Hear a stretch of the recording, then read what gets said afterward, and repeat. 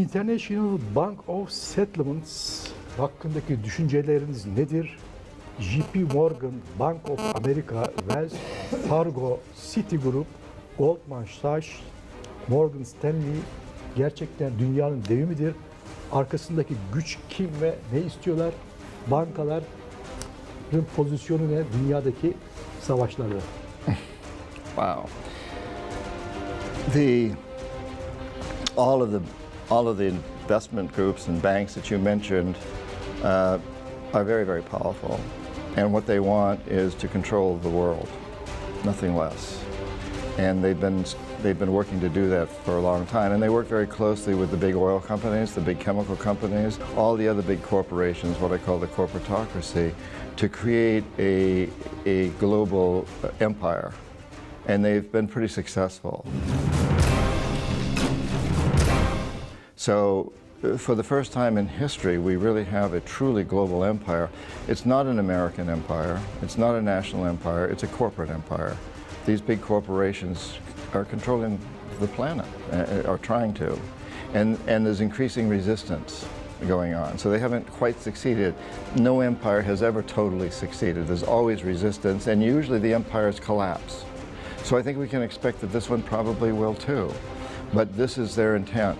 And the big banks, the big investment houses are, in a way, the catalyst, the guiding power behind this move.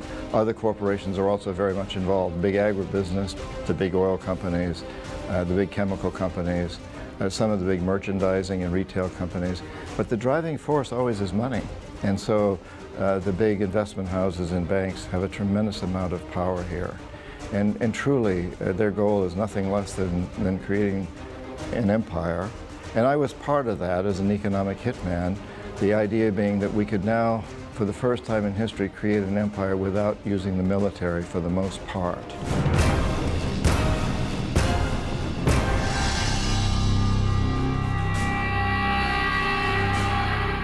So in the past, empires were always created through military power. And they were always justified by some lofty ideal.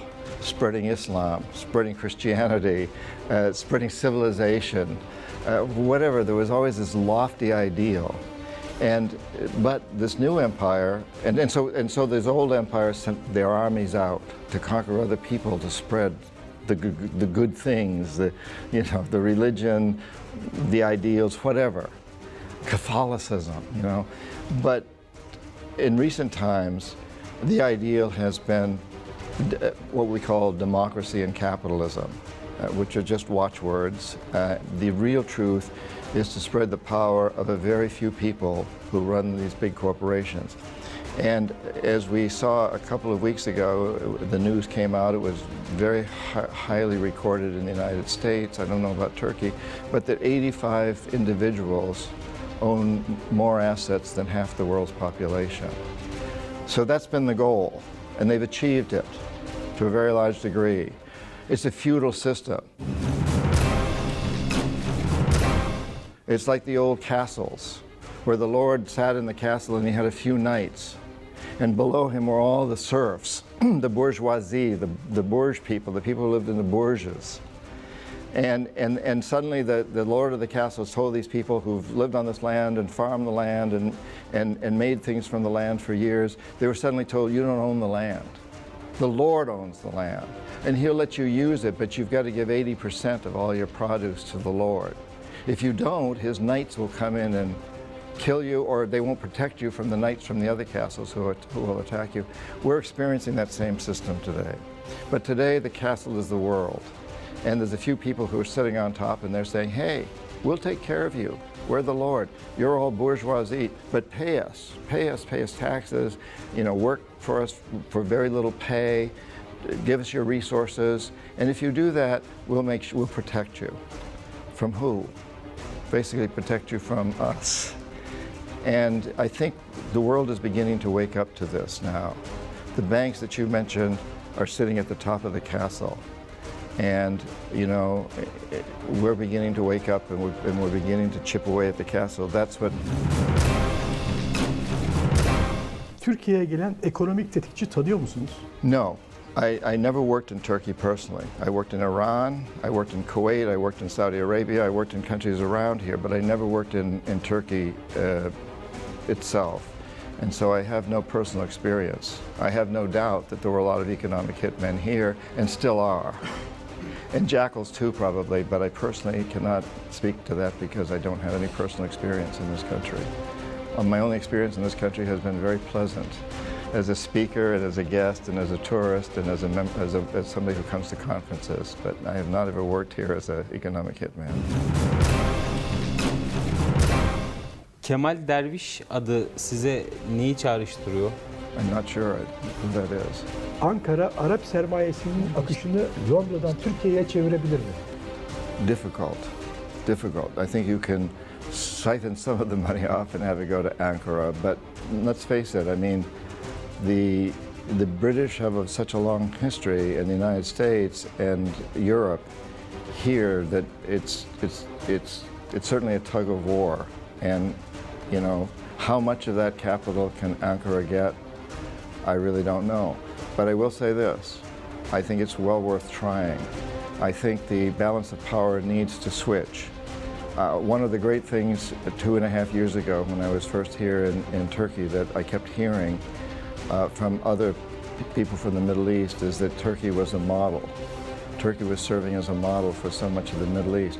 I think that's been hurt recently by the scandals that have occurred here in the current administration. The corruption and the demonstrations have, in a way, upset that balance, at least temporarily.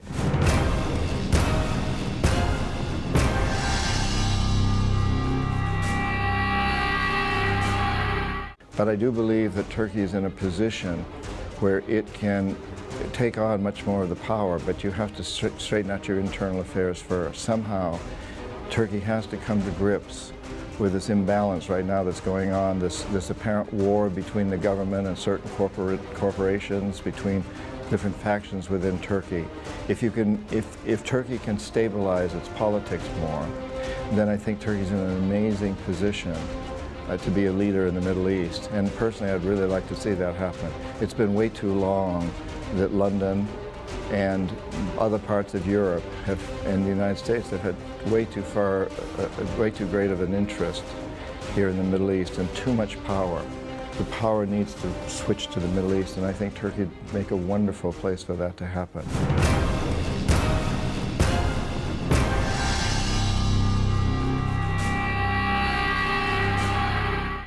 I think Turkey's in a magnificent position.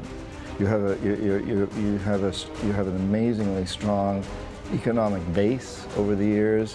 You have a great reputation. You have extremely hard-working people. You have a reputation for that. Extremely talented people, extremely well-educated people here. You're the bridge between Europe and Asia. I mean, quite literally, the geographical location, the strategic location that you're in.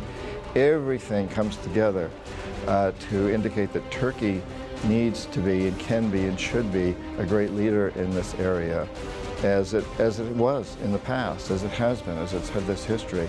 But in order for that to happen, Turkey's going to have to straighten out its own internal affairs.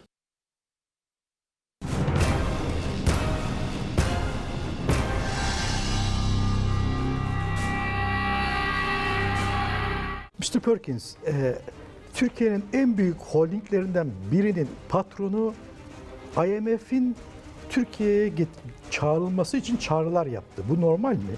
IMF'i çağırmalı mıyız? Well, that'll undermine the government. So Koch is asking to get the IMF involved because getting the IMF involved will undermine the government. The IMF is a robber baron. The IMF comes in as a last resort, basically. You know, the IMF is going to ask Turkey to sell off more of its public sector industries and businesses. You've already done this. You've sold off your communication system and your liquors and so on and so forth. Privatization. The IMF always wants privatization because it wants the big corporations to come in and take control.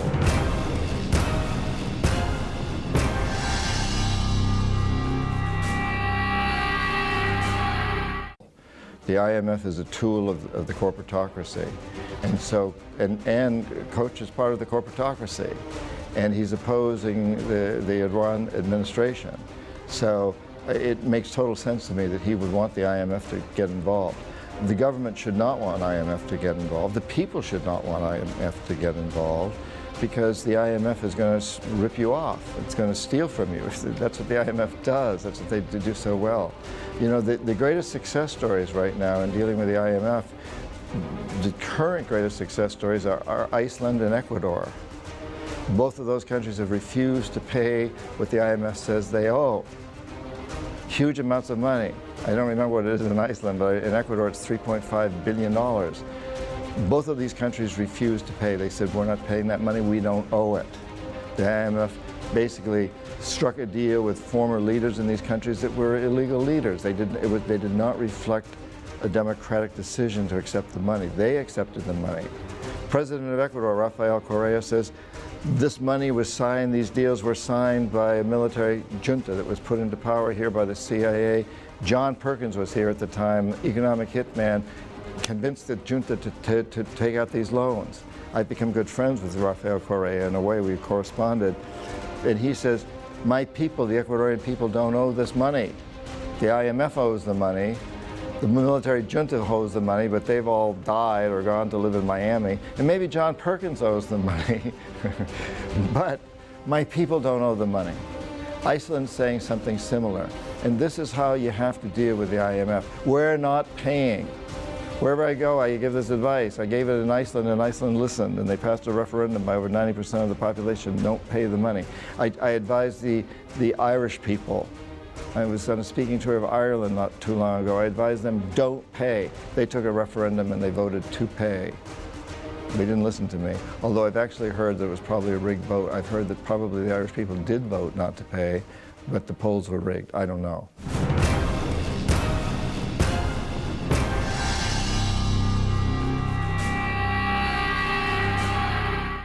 My advice to Turkey is don't take on any IMF loans. Don't take on any World Bank loans. And don't pay your debts if they're taken on by people that don't represent you, the people.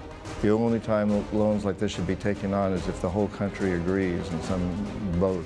Almost never will a country agree to that.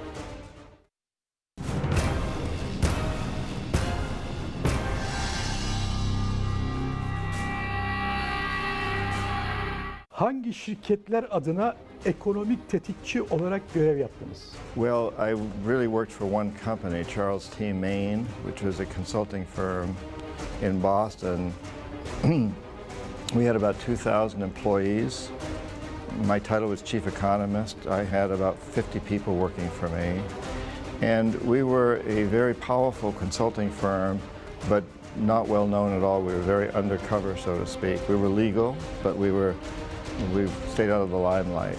And as a consulting firm, we worked for many other corporations, but a lot of my work was for the World Bank, the International Monetary Fund, the Asian Development Bank, the Inter-American Development Bank, and a lot of big banks.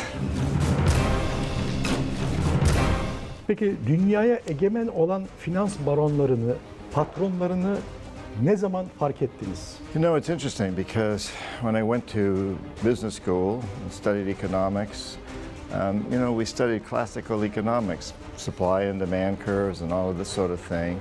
And I believe that I was taught that a way to help a developing country develop was to invest a lot of money into infrastructure, power plants, industrial parks, highways. Then when I got out in the business world and started doing this, at the beginning I believed that was all correct. But the more I got into it, the more I understood that really what it was about was creating a new type of empire that was run by the big business barons, what we call the corporatocracy. But that wasn't ever taught in schools, and it still isn't. I had to learn that from personal experience, so I did it as I was on the job. I began to understand that these loans that we were making to these countries really weren't helping the countries at all. They were helping our own businesses, especially some of the big wealthy families, the famous 1%, which is really more like 0.0001%. And they were not helping the people in these countries at all. They were just a few wealthy people that were corroborators with the 1%, with the corporatocracy. But that's never taught, and I had to dig beneath the surface to really understand that.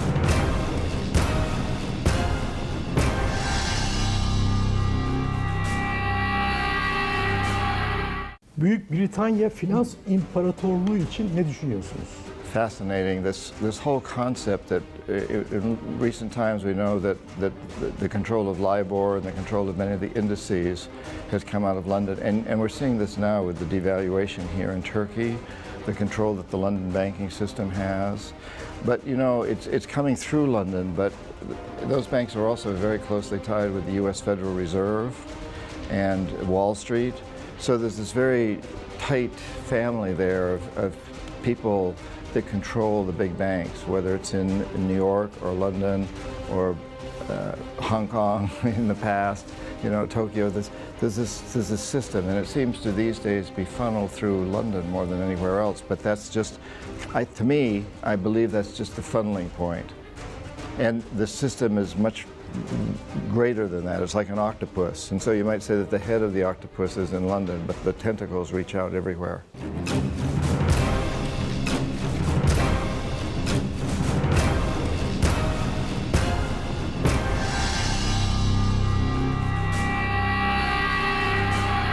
İngiltere eski başbakanı Tony Blair neden ben Katolik oldum dedikten sonra istifa etti?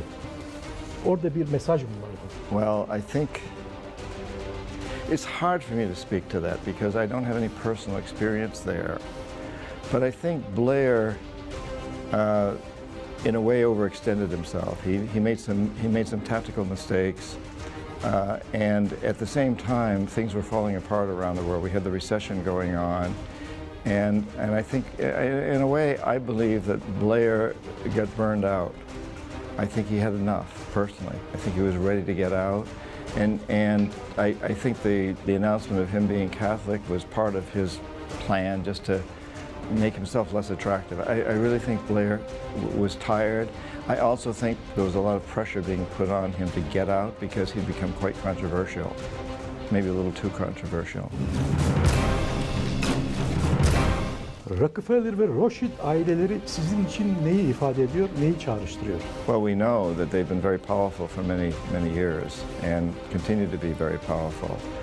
I am not a person who really buys into the conspiracy theory, the Bilderberger theory, this theory that there's a few people that control everything. I know the Bilderberger group exists, there's no question. They have a lot of power, there's no question about that. But I believe that the system is a little bit more complex than that.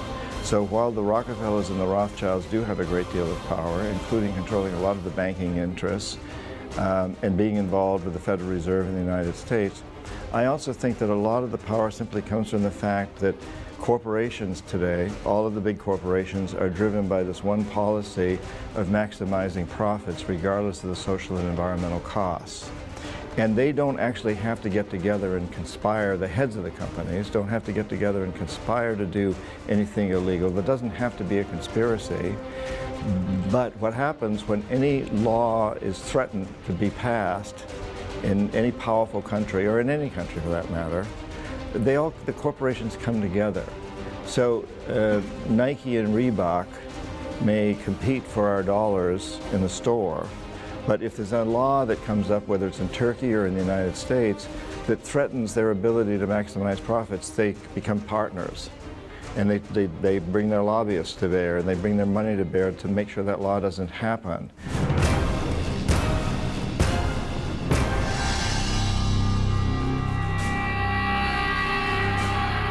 Also, we might say that Chevron and Exxon or Shell compete for to sell you gas at the gas pump.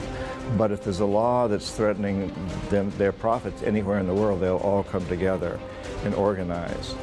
And I think it's very interesting, in the United States in the last few years, we've had what we call stalemate in Congress, where Congress can't vote on anything.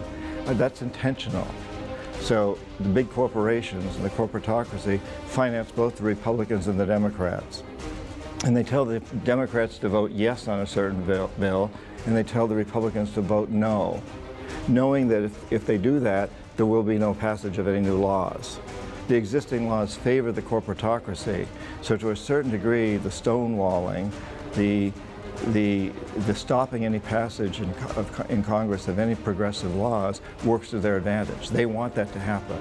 They want our Congress in the United States basically to be impotent, emasculated, to not have any power, to not be able to make decisions, because right now the laws favor them and they don't want to see that change. And go on further to say, I think we're seeing something similar in Europe, that the big corporations do not want a strong European Union. They do not want a strong European Union.